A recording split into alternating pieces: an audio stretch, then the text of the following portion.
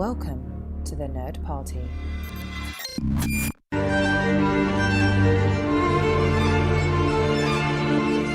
Hello and welcome to the A24 project here on the Nerd Party Network, the only podcast to take you through the back catalogue of A24, review the latest releases, and bring you interviews with the cast and crew behind these movies. In our first show of 2024, we take a trip to Heartbreak Hotel with Sofia Coppola's Priscilla, which explores the complicated courtship of Priscilla by Elvis Presley.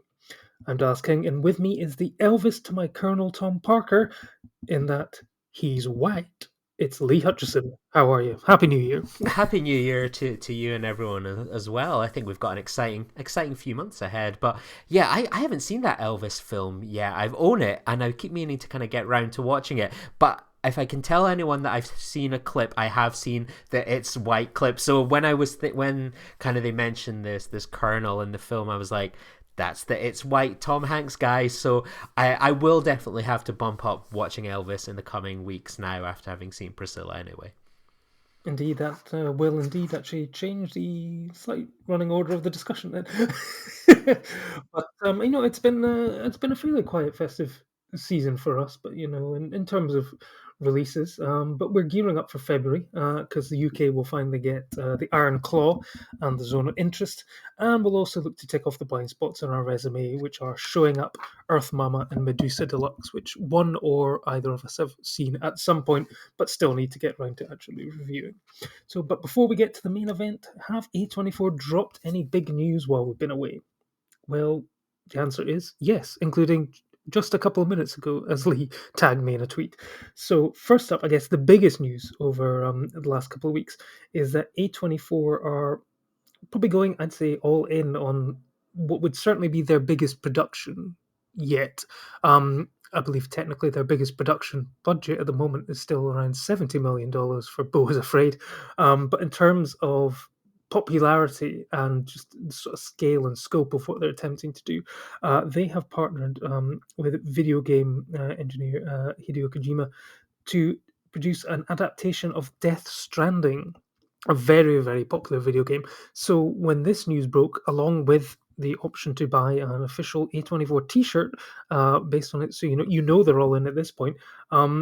This was huge news because I'm sure there were a lot of companies sort of battling to get the rights for this, but the fact that someone like for what certainly up until for the first sort of 10, 11 years of their existence have been considered the small sort of independent distributor and producer. This, we were talking probably at the end of 2023 about how what did the future hold for A24? There was talks about getting into IPs, about like Halloween, they have the rights for the Camp Crystal Lake TV series and stuff like that. But this is probably their biggest IP yet. What did you make of this news? Yeah, like you, I wasn't too surprised that we kind of were starting to get this IP news. I guess one of the ones that was a kind of inclination it was maybe heading in these sorts of ways was when we last spoke, we kind of heard that there's going to be more maybe emphasis on sort of IPs and bigger budgeted movies and so on, and we debated, well, what form does something like that take? And I remembered maybe like just sort of before this one, they kind of announced that if you've passed through an airport or train station recently, there's been that kind of official biography of sort of Elon Musk and so on that's out there. And there was talk that Darren Aronofsky is going to do that. And you're like, okay, interesting. I wonder if this is kind of going down that way of, we're optioning this kind of quote-unquote blockbuster style book and so on, and doing something that could be kind of a Steve Jobs style Oscar kind of push and so on, a controversial figure, it's going to get attention, generate clicks and so on. So I kind of was starting to think, that's the kind of first inclination of them moving into this, and then you get something like this on the complete other side where, it meant nothing to me really outside of video game, big budget, I've heard I did a bit of research into these kind of games, and people often talk about them as being quite cinematic, and it feels like a natural bedfellow to kind of turn this into a film. But I have no idea what to expect from something like this, and it'll be curious to see the budget because, as you were saying, Beau is Afraid is was apparently the biggest one with 70 million, but then I saw sort of recently that actually it's Civil War and that's at 50 million. So it feels like there's a lot of unknowns going on just now behind sort of where they're spending their monies and so on, and probably maybe 50 million on something like Civil War might be a better return than 70 million on Beau is Afraid. It's hard to know what's what at the moment. Well, we'll get onto the Civil War debate in a second, but I mean this. I mean, I'm just sort of reading the article here up in front of me, and Kojima seems to be all in on A24. His statement was A24 was born into this world about 10 years ago. Their presence is singular within the industry. They are like no other. The films they are delivering to the world are high in quality and very innovative. Clearly hasn't watched the entire back catalogue. But I've been attracted to their creations and they have even inspired my own work. Their innovative approach to storytelling aligns with what we are doing for the last 8 years. Now we're making a movie together. There's a lot of game adaptations out there, but what we're creating is not a direct translation of the game. The intention is for the audience to not only be fans of the games, but for our film to be for anyone who loves cinema. We are creating a Death Stranding universe that has never been seen before, achievable only through the medium of the film. So, yeah, it sounds like probably for the best, maybe not a direct adaptation of a video game, but a sort of expansion into the wider world. And it'd be interesting to see if the stars of the video game, including Norman Reedus, Mads Mikkelsen, Lea Seydoux, and Margaret Qualley, come back for this, because they're all sort of scanned and sort of appear sort of the characters appear in the form of those actors, so it'd be interesting to see if they come back. No director's been announced yet, but I expect we'll get something in the new year. So yeah, interesting times ahead for A24, and yeah, so I guess allows them to tackle another new market as well. So but you talked there about Civil War, and just over sort of the Christmas break, we got two trailers. We got trailers for Civil War, which is directed by Alex Garland, and also one for Love Lies Bleeding, which is a new film from Rose Glass, who did the incredible Saint Maud, which was also distributed by A24. Both of those films will be out in April, and it was sort of hinted there that before the thing that you haven't have you seen either of these trailers? I know that you like to keep your powder dry and avoid them if possible. I guess it's easier when they're just out on the internet at the moment. Yeah, I've avoided them, and it's one of those ones. I'm so curious about Civil War as like a concept and what Alex Garland's going to do with something like this. I can't quite visualize what way he's going to do this. Is this going to be something that's big and sweeping? Is this going to be sort of more of an intimate drama amidst the backdrop of war? I don't really know, so I'm quite curious and excited about that one. And yeah, likewise, like we've discussed it, Saint Maud is one of my favorite A24 films, and I can't wait to see what she follows that up with, especially with the cast of someone like Kristen Stewart as well. But I've avoided that one for now and so on. But yeah, I think it's gonna, if I can avoid them long enough, I think I'm going to be richly rewarded. But I'm so curious about these kind of their next A24 films. That's for sure. Yeah, well, I mean, no spoilers, but it's Love Lies Bleeding. You'll have seen the synopsis, and it certainly plays out that way. But this looks like a very different type of film to Saint Maud, but I'm not even going to say any more than that. It just looks like a very different type of films, but I'm still very excited to see it. And Civil War, even though you maybe didn't watch the trailer, you might have seen some of the discourse on the internet fallout from that, and it was very interesting to me. I watched the trailer and was immediately taken back by going, "Wow, this looks like A24's first blockbuster." It was full of action. However, knowing how A24 in the past have marketed certain horror films, who knows? Perhaps all the exciting action bits were shown in the trailer, and the rest of it is, like you say, a rather more sort of small scale sort of debate over American politics, and they're just using the trailer to bring people in. However, what was clearly I mean, this in the film there is a civil war where it sounds like the states of Texas and California have seceded from the United States. I mean, the fact that those two states are working together is enough, to start any sort of political debate.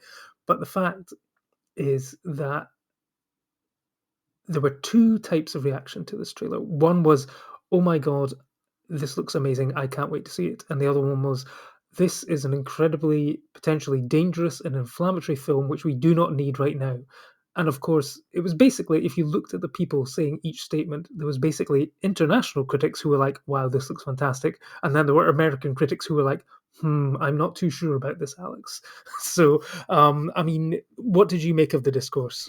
Yeah, I mean, as much as I've dodged the trailer, that little bit about sort of California and Texas kind of broke through. And truth be told, I mean, it didn't really bother me. Like, I'd seen sort of the justification was, correct me if I'm wrong, this might be something that's said in the trailer or just speculation, was that sort of Texas and California are kind of two huge sort of tech hubs, and that's sort of where they kind of partner together. So it's maybe sort of more kind of a kind of capitalist connection for seceding there. And it kind of makes sense. Often you hear it sort of when it comes to politics and so on. California has such a huge kind of financial infrastructure, and, it's bigger than a lot of countries on the planet. Like, they could secede and sort of still kind of keep on going. So I think Texas has the oil, I guess. So. Exactly. So stuff like that kind of makes sense to me and so on. I mean, when I'm watching these things, I'm not necessarily expecting it to be, full on nuanced with like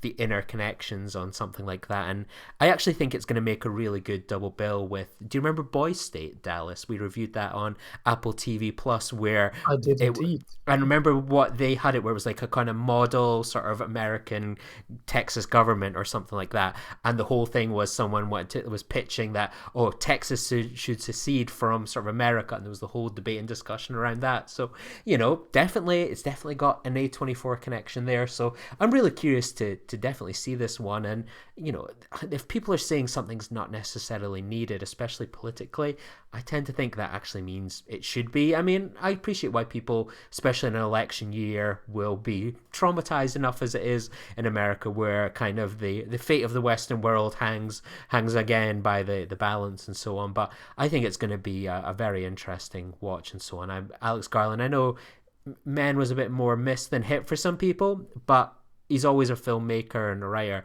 that's had me interested, so I can't wait to see what he does. Yeah, I mean, he is, I think, quite a divisive filmmaker. Yeah, certain, Men, it had a lot to say. Whether it said it in the right way, who knows? But I mean, he of course also produced the incredibly underrated for me Annihilation, and that sort of showcased some of his sort of sci-fi sort of action credentials. So yeah, I'm very excited to see what this is. I mean, the cast, you've got Nick Offerman as the President of the United States, you've got Kirsten Dunst, and you've got Jesse Plemons in there as well. 3 civil wars for the price of one. How can that be profitable for America? I guess we'll find out. But actually, on a side note there, you mentioned Boys State, and I know that this is not, as far as I'm aware, being distributed by A24, but did you know that there is a Girl State documentary coming out where basically they've gone through the same process, but with girls instead of boys doing the same camp? I think I heard that hinted at a couple of years ago, because people were like, "Where's Girl State?" And people were like, "Oh, Girl State does exist," and so on. I think it might. I think I did. I think I read it because I think it might have been in the lineup for Sundance. So yeah, it might be being screened at Sundance later on this month. I think. I think that's probably where I read it. So yeah. I wonder what A24 future film they're going to pitch that in a few years' time will be like, remember Girl States? Basically, men are wiped out and women rule everything in America. That will really annoy some people, wouldn't it? It'll annoy the right people as well. Exactly. So, final bit of news. Actually, no, sorry. There was 2 bits of news. One bit of news that you just sent me just before that is that from Anna de Armas Updates on Twitter states that Anna de Armas will star as twins in an A24 fantasy epic from director Nicholas Ash Bateman, but with being executive produced by David Lowry, who has obviously done A24 stuff in the past, including The Green Knight and, of course, one of our favorites of all time, A Ghost Story. So you just dropped this news to me. What did you make of it? Yeah, I saw it hinted at yesterday, and yeah, I'm curious. Like, I really loved the kind of the fantasy element of the Green Knight and so on. It's not a genre I tend to be drawn towards, But it so is a I'm Christmas real. film.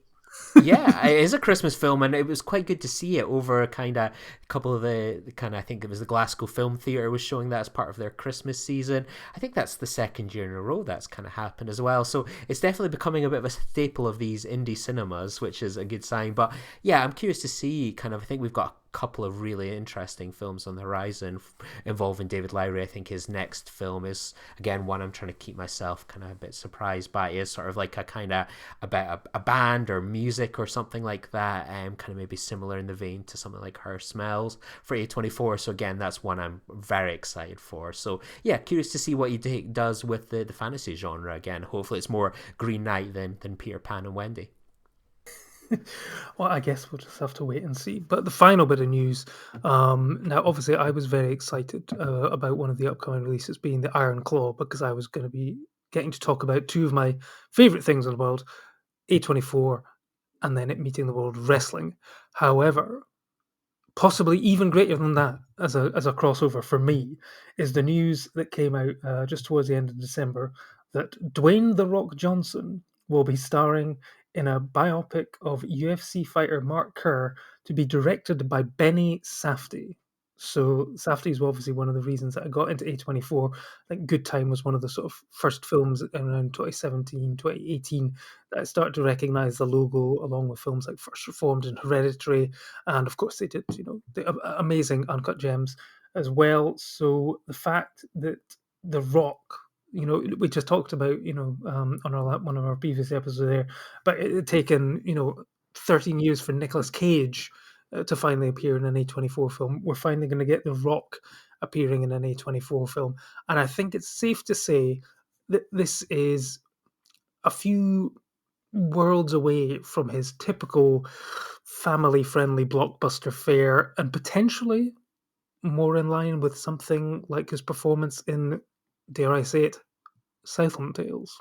Yeah, Pain and Gain maybe as well. And yeah, this one I'm really, it's one of those ones I don't know if you've had the chance yet. I'm certainly making my way slowly through it. We're trying to savor it, but me and my partner are watching Benny Safdie in The Curse just now, and absolutely loving it. And yeah, it's been interesting to kind of see the news. Like I think probably something we've kind of noticed, but maybe not really kind of clicked to, is sort of Benny and Josh Safdie kind of becoming a bit more sort of Benny Safdie and so on, and sort of They're we've doing seen a it. Coen Brothers, aren't they? They're sort of quietly separating and working on their own projects. Yeah, there seems to have been a bit of tension there. I saw that sort of Adam Sandler has fallen out with. I think it said like sort of. I think I was drawn in by the headline. Oh, Josh Adam Sandler falls out with Josh Safdie. I was like, oh my god, what's happened with them and the Safdie brothers? And then it sort of dived into kind of talking about how sort of the two seem to be going their kind of separate ways, which is a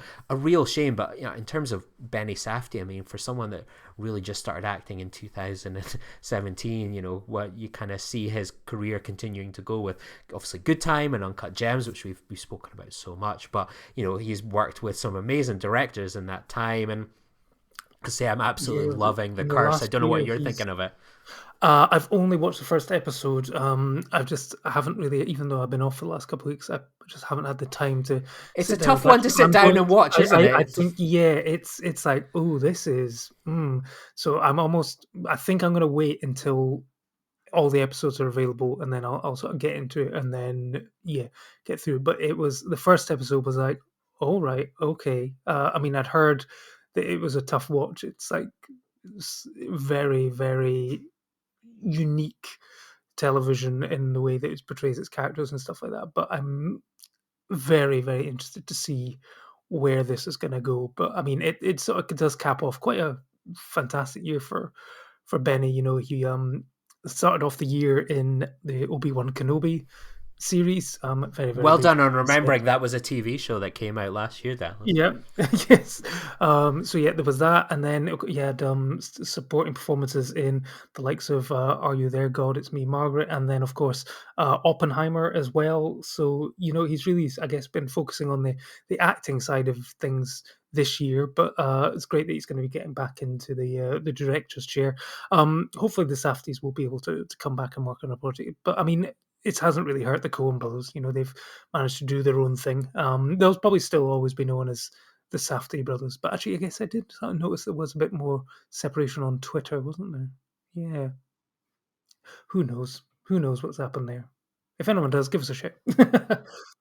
But anyway, time for the main event, which is Priscilla, of course, the big release, which was been in cinemas in the US for a few weeks already, and is now out in UK cinemas. And it has been written and directed by Sofia Coppola, based on the memoir Elvis and Me by Priscilla Presley. Stars Kayleigh Spinney and a Volpa Cup Best Actress winning performance at the Venice Film Festival as Priscilla, and Jacob Elordi, the man of the moment, as Elvis Presley. When teenager Priscilla Below meets Elvis Presley during his military secondment in Germany, the man is already a meteoric rock and roll superstar, but becomes someone else in private moments, a thrilling crush, an ally in loneliness, and a vulnerable best friend. Through Priscilla's eyes, Sofia Coppola tells the unseen side of the great American myth in Elvis and Priscilla's long courtship and turbulent marriage in this portrait of love, fantasy, and fame. So, Lee, I mean, I imagine that you were looking forward to this. I know that you're a Sofia Coppola fan.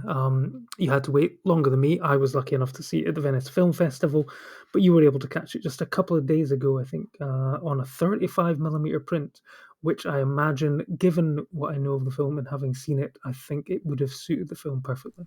Yeah, it was the best way to watch that film and so on. It really brought kind of this period piece to life and so on. And I was watching it in sort of a kind of independent cinema and just being able to just sort of just sit there and kind of watch it in those kind of like, you've got the curtains, you've got the kind of the pillars, it felt like a really authentic way to sort of watch a film that felt like it was sort of pulled from a different era. Even just listening to kind of the sound design and so on, I was so glad we got the opportunity and privilege really to see the 35mm print. And yeah, it's been one I've been waiting for a while, actually. As you mentioned, I really do love Sofia Coppola's work. She obviously has some films I like a little bit less, but I'm always curious to see it. And I've seen every film of hers at the cinema since seeing Lost in Translation way back when in the early 2000s. And Virgin Suicide's got a nice re-release a few months ago, so I think I've oddly enough seen that one numerous times over the years and in cinemas and so on. And I got the lovely Sofia Coppola archives book, so had a good read through that, but kind of stopped at the Priscilla section. So but it'd been weird kind of the build up to this film in the UK. As you mentioned, we've had quite a bit of a wait behind, so Mubi obviously choosing to release this sort of again the tail end of kind of Christmas into the new year, and sort of that classic UK, that's when the prestige pictures come out and we have to wait months after everything. I mean, it was even out on digital to buy in the week before, but the trailers had been really weird. I don't know if you'd seen some of it, but it had got really good representation in sort of like the kind of multiplexes and local indie cinemas of sort of having this like at most 40-second little trailer where it was just sort of just showing some just little images and flashes of things to come, and you're like, okay, that's interesting. It felt like more one of these things you sometimes see at the beginning of a YouTube trailer before the main trailer, but in the past week it seemed to upgrade from the 40-second trailer into a bit more of a traditional trailer. It was a really weird one. I don't know if you've noticed that as well. I don't think I actually did notice that, to be fair. I mean, I think it did. Yeah, there was this short one. I think it was almost like certainly sort of since I only have a multiplex at the moment, I don't know if there was maybe slightly different marketing depending on where you were watching them. But yeah, there was that sort of short one that sort of showed the sort of the emphasis on sort of hair, makeup, dresses, and stuff like that, and then one that sort of did the fuller I guess maybe once they sort of knew they were definitely going to be screening it, because I think it was still, given it was Mubi, it was probably still a slightly limited release, certainly in probably the sort of chain cinemas. You probably would have been able to find it at pretty much every sort of Curzon, Picture House, etc. But the chains were maybe a slightly like, oh, do we take it? Do we not? Because obviously, it's not gonna have that mass breakout appeal that Elvis did last year, because one, it's considered present. I mean, I'm sure someone, if it wasn't Mubi, if it was maybe a bigger studio that had done this, they might have played up the Elvis aspect to try and get people in, but then I think they would have quickly realized they were being missold, that film. Although I think there's a discussion to be had on the sort of the production side of it, because I was lucky enough to see it in London on a preview with a Q&A with Sofia Coppola, and she actually talked. It's incredible that a filmmaker of Sofia Coppola's standing, who has won an Academy Award, who's won Best Film at Venice and stuff like that, apparently still has trouble getting financing for movies. She admits herself that none of her films are blockbusters. They're not going to make hundreds of millions of dollars at the box office, but I'm pretty sure they would have a very decent return on them. But I think what she found with this one in particular was there was a lot of resistance from male studio heads and stuff like that, potentially slightly nervous, or perhaps there was, I think, at times a bit of backlash about the representation of Elvis himself. I think it's fair to say it's probably not the most flattering portrayal of Elvis. But this is from a very particular viewpoint, and I mean, I'm actually keen to sort of discuss that. I mean, there is obviously the one element, which is the elephant in the room, which is the what I think Sevilla does, to her credit here, is fairly non-judgmental. But there is a 10-year age gap, and at the time of their meeting, Elvis was 24 and she was 14, and there are several times when you're kind of audiences, I expect, are probably feeling a bit uncomfortable about this whole sort of thing. Back then, maybe it wasn't that big a deal. I think if you had a two people being romantically linked at this day and age, in social media, where one was 14 and one was 24, there would be more opinions probably placed on it. But I mean, what did you make of the representation of Elvis in this, before we bring it back round to Yeah, Priscilla? Elvis is someone I only kind of know things about really in brush strokes. I know how he died. I know some of his hits. The highs and the lows of his career. The kind of the film industry aspect of his career, going off to military service. Fag packet stuff, really. But I kind of just not got round to watching the Baz Luhrmann film and so on, and it's one I own and I'm keen to definitely watch it. But with this one, I was surprised when Sofia Coppola mentioned, and I'd seen it written as well, that there was maybe a lack of sort of funding to go towards this type of film and so on. And even though I didn't watch the film, it was impossible not to be aware that that was a bit of a breakout film last year. And often you find these things are like, okay, how can we ride the coattails of something like that, and kind of strike that kind of Elvis nostalgia. I mean, there's a theatre near me that's doing the Best of Elvis night with some impersonator in a huge theatre of like 8,000 people. So yeah, things like that kind of was surprised at a little bit. And even the kind of the age difference, I was very, very surprised by that. And it's weird, I may avoid these trailers sometimes, but you don't avoid the discourse that you can see. And I was surprised to see really none of that in the build up to this film, or even in the past week where it's been out in the UK. Maybe Saltburn finally arriving on Amazon Prime has swallowed up most of the online discourse and about More like. and yeah, and maybe everyone just got bored of it after the Licorice Pizza one, where everyone just talked about that for years on end every few months and so on. But yeah, I was really apparently it's all right if it's a man and a woman and there's that age gap. Heaven forbid it's the other way around. Yeah, I was very surprised when that kind of happened. Like in the first thing that she's like 40, I was like, oh, how old's he? And I'm trying to do the little math because they don't really necessarily say how old he is, so you kind of have to make that kind of judgment yourself. And I did like the non-judgment approach of it.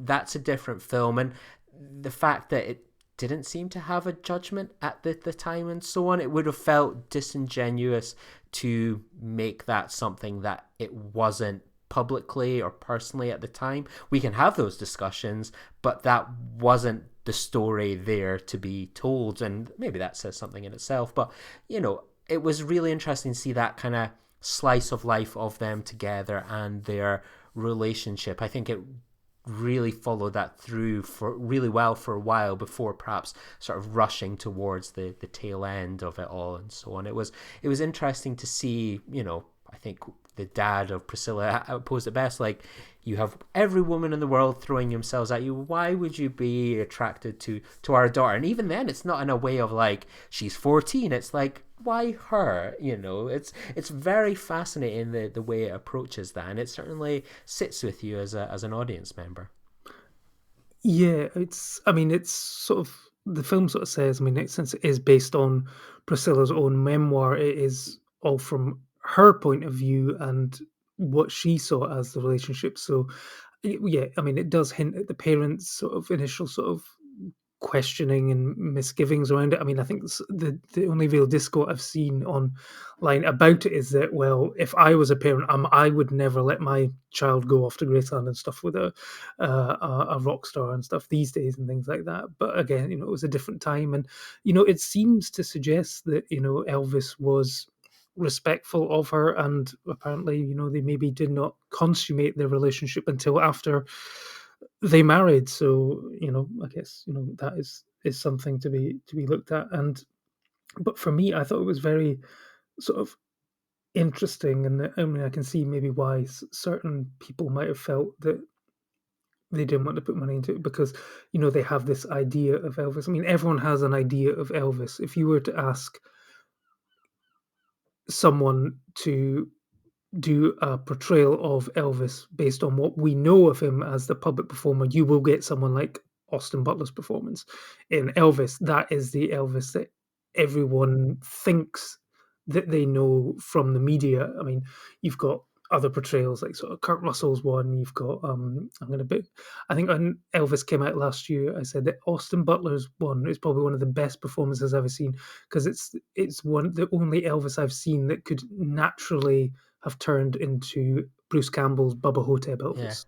Yeah, I like the Michael Shannon one in, what was it, Elvis Meets Nixon or something like that. I can't remember the exact name of the title. Yes, I thought that was a really good one too. I'd forgotten about Bubba Hotep. Yeah, but they've all got a through line that you can see that is, they're all born from the Elvis that we know, whereas this is the Elvis that we don't. This is the Elvis that Priscilla knew, and that's why Jacob Elordi's performance is very, very different. But for me, it completely works. The voice is it's not what we would completely expect. It's not the spot on impersonation which many other people put on. It's got the accent there, but it's a sort of softer portrayal in that. But then it's also, there's a darkness to his one. There's hints of controlling behavior. There's giving her drugs to help her sleep. Controlling how she looked in public and stuff like that. And the sort of manipulation of saying he wants to break up and then he doesn't, and sort of gaslighting her at times. There's some horrendous behavior, but it's all set within this. Actually, I think when I wrote my review, I compared it actually very similarly to Pablo Larraín's Spencer, in that this is a woman who was brought into a situation and she's almost sort of like trapped in this sort of empty house at times, trapped in the shadow of her husband, and it's about her trying to find the strength to escape it, really. Did you notice any sort of parallels between that? Yeah, that's a really good point. And I suppose you could argue, America doesn't have a royal family. It goes without saying, but they certainly, he was the king, so exactly, and how they revere and treat their celebrities is on par with that.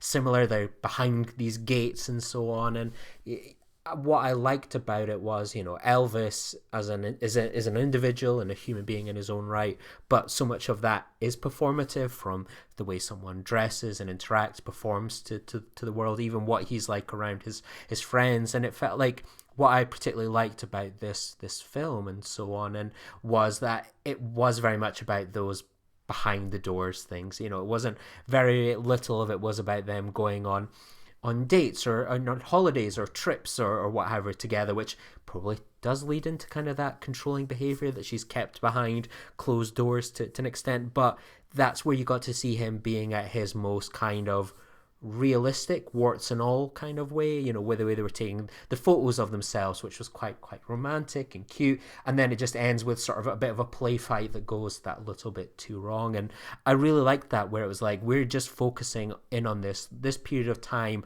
what we maybe didn't see behind those doors. And certainly the media coverage probably spoke very much to what life was like outside. And I really liked that, and sort of what it must have been like for Priscilla to be basically stuck behind the doors of Graceland. She couldn't go and take a part-time job if she wanted to, or was really kind of doing anything other than being able to shop and so on. And I find that really fascinating, and that made for the type of story I was more interested in than perhaps a quite a broad kind of story of her life from beginning to today, and covering being in the Naked Gun films, and being the grandmother to an A24 regular.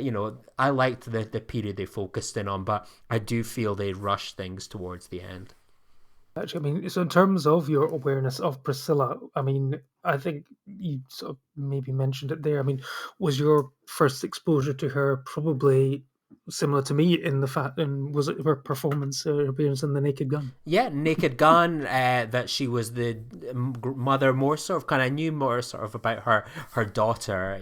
Sort of her daughter was certainly Oh, the someone. Lisa Marie and the Michael Jackson sort of stuff, Yeah, and all that kind of stuff of like, Nicolas oh Cage. yeah, and just that sort of celebrity culture around her sort of daughter. And then again, sort of, whether she was the wife to Elvis, she was this daughter to this celebrity, etc.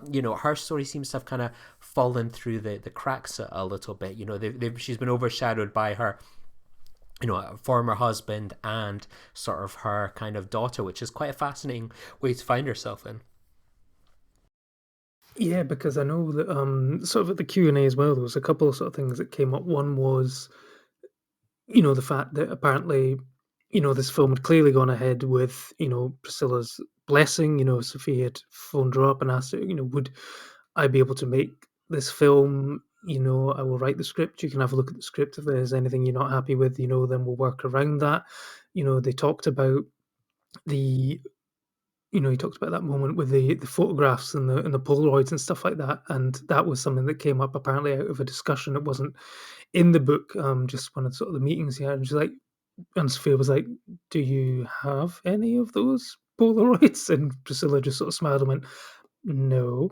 And then could you at least sort of tell me what was in them? And then she just went, secretary and stuff like that. So she used that as the inspiration for that scene.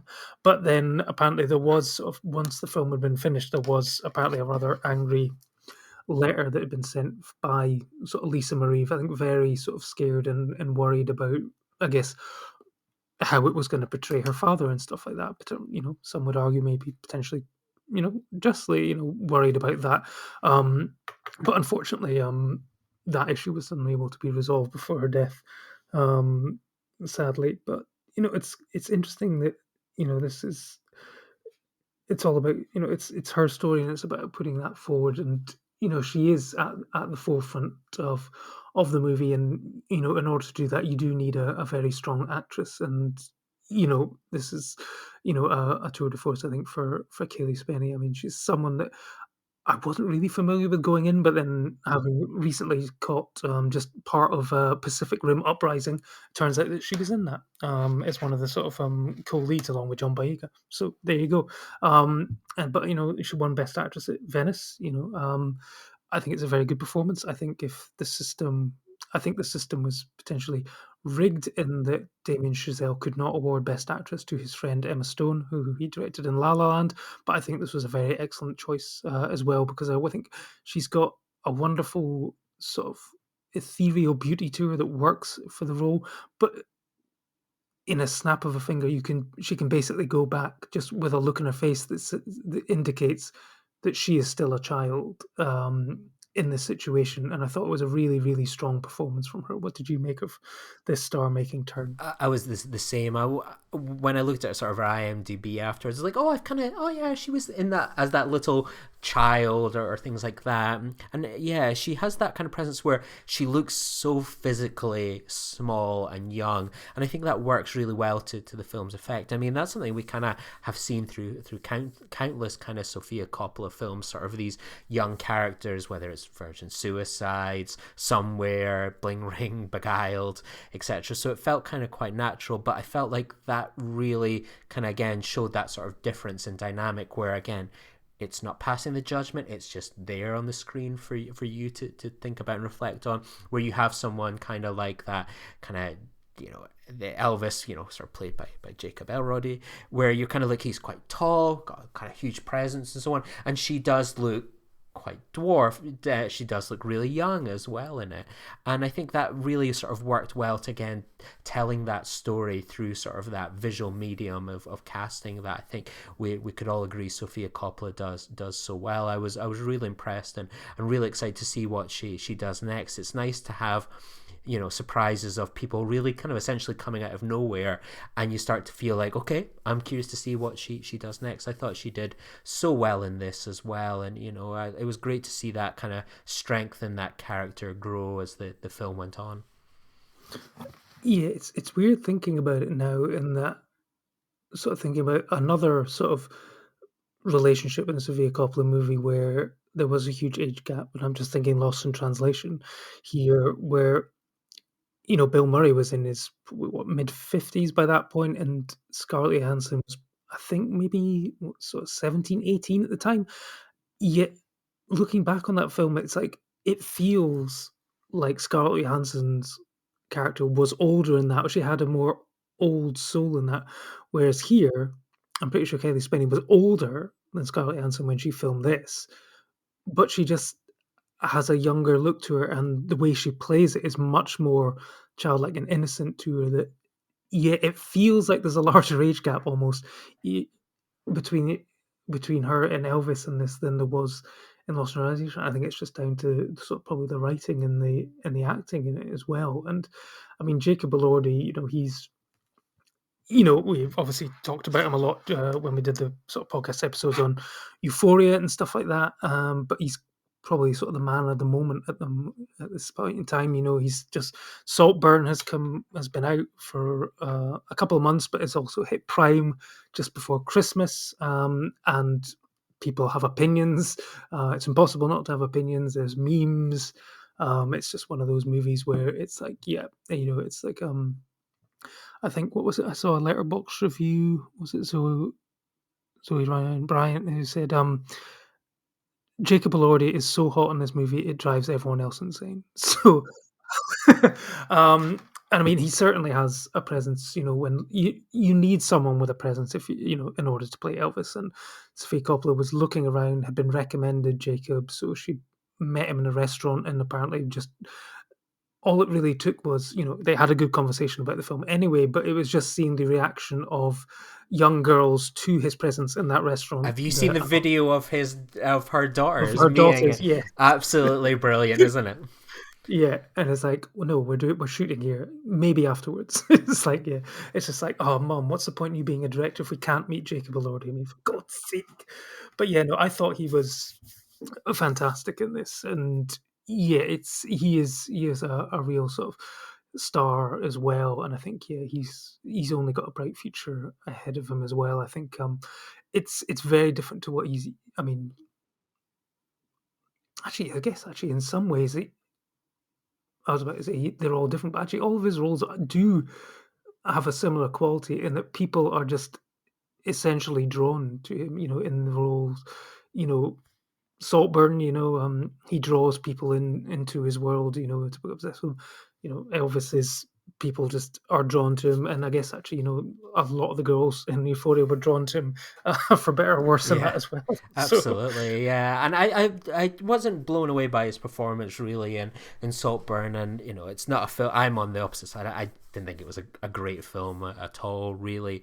But you look at him and you go, oh, there's something there. But having seen, I think I'd have been a bit more cynical about him had I not seen Euphoria, and he stands out so well in that show, and amongst a lot of, you start to see it now. Obviously, the gap between Euphoria season 2 and 3 is growing and growing by the day, and so much of these actors, from him to Sydney Sweeney to Zendaya to Maud Apatow, who I saw on stage a couple months ago, like they are going on to bigger and bigger things and so on. And I just thought he was fantastic in that. And you can imagine, maybe as good as the show is, in my opinion, I know it's certainly got its flaws and detractors.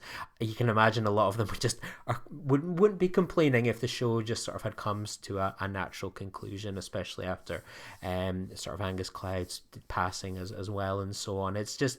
It's so exciting to see that kind of cast that we've kind of followed from quite the early days, not the kissing booth certainly, but from those early episodes of Euphoria go on to great things. And I like how, I think one of the things that seemed to go against the film was them not being able to use the Elvis music. I mean, that's how Mubi ended up with it. Mubi were Sony were like, oh, you're not going to get the rights to the Elvis picture, the Elvis music. Hey, we don't care about problematic age gaps, whatever, but you don't get the music. Okay, forget it. It's back for sale, which obviously hints at why there was a delay and so on. But I think even just like something like that has just made sure that Elvis was sort of in the kind of the back. It was never, the music wasn't going to overthrow things. And even just these songs, they're songs now you associate with Priscilla in the movie, as opposed to Elvis's songs kind of being the influence over it, which I think, again, just little small touches that I think worked in its favor.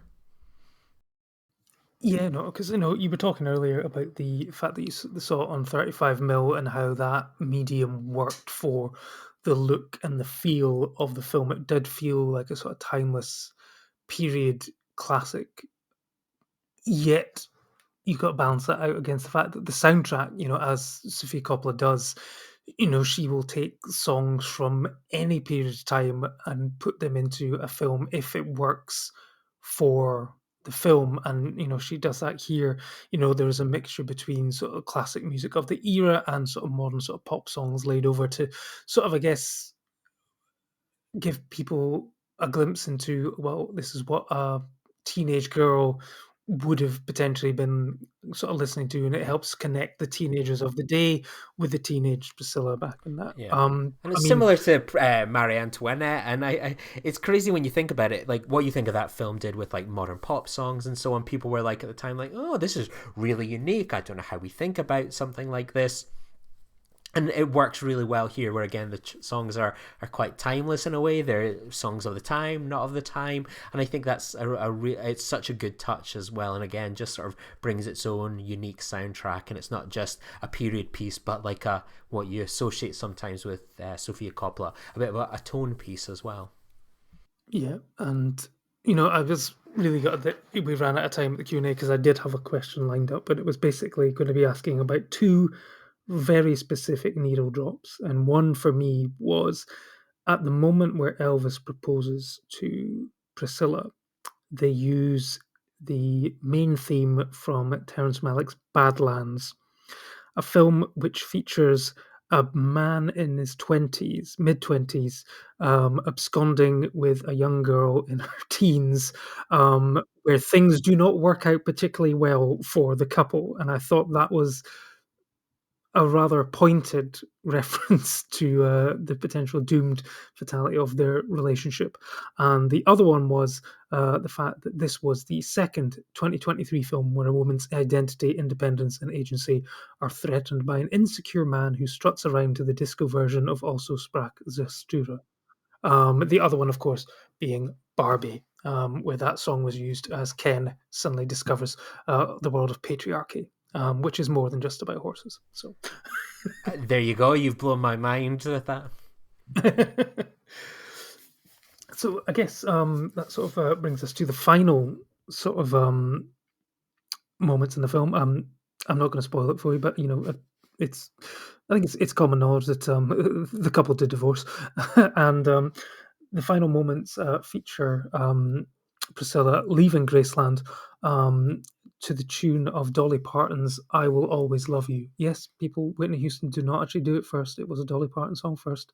Even if you watch The Bodyguard, you'll have heard the Dolly Parton version first.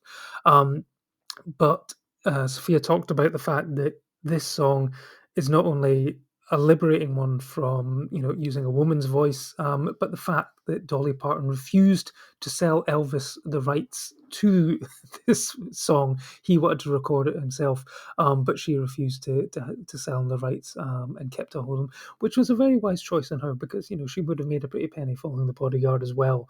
So I thought that was a nice sort of bookend to the story as well. I mean, what did you make of those sort of final moments? Yeah, that's where it felt just that little bit rushed and so on, where maybe, I'm often of the things that some of these things can be a bit bloated, self-indulgent, but, I felt this film, I wouldn't have complained with an extra 20 odd minutes or so, where it just felt that sort of time of sort of things unraveling, sort of that fat Elvis era was just like, this seems really interesting. We're kind of racing through it. It felt like it was really well paced, sort of the beginning and sort of that really middle strong part of their relationship and everything that was going on with it. But then as it got towards those final years, it really, I think it felt like harder to grapple with, like, where are we in this sort of timeline, and giving it kind of its full dues, which was a little bit frustrating, and just kind of really stopped it being, what could have been a 5 out of 5 for me. Yeah. Yeah, no, I totally get that. Yeah, the sort of the final act is, I guess, a little bit rushed in terms of there's maybe not you maybe needed a couple more moments of her coming to that realization. Whereas this one, it does really feel like it reminded me of the film Closer, where Natalie Portman just sort of goes to Jude Law at the end. I don't love you anymore. It's over. Goodbye. And that's it. And that's it. She walks off, and that's the relationship over. It's just like, yeah, I don't love you anymore. It's over. Goodbye. But no, I mean, I did really like that final moment. But I totally understand where you're coming from. For me, this is a 4-star film as well. And yeah, it's potentially just ever so slightly rushed during the final act. But if you are looking for more of sort of like Fat Elvis than Vegas Phase, then definitely stick on Baz Luhrmann's Elvis in the next couple of days, and you'll get your fill of that, I expect. Absolutely, yeah. I'm looking forward to that. Yeah. So that brings us to the end of our Priscilla episode. Thanks for joining us for the first one of 2024. We've got a great year ahead. Like we said, there'll be a double bill sort of towards the start of February with Zone of Interest and the Iron Claw. But before that, we'll try and drop a couple more episodes as we catch up on the likes of Earth Mama and Medusa Deluxe as well. But thanks as always for joining us on the A24 project, and here's to a great 2024.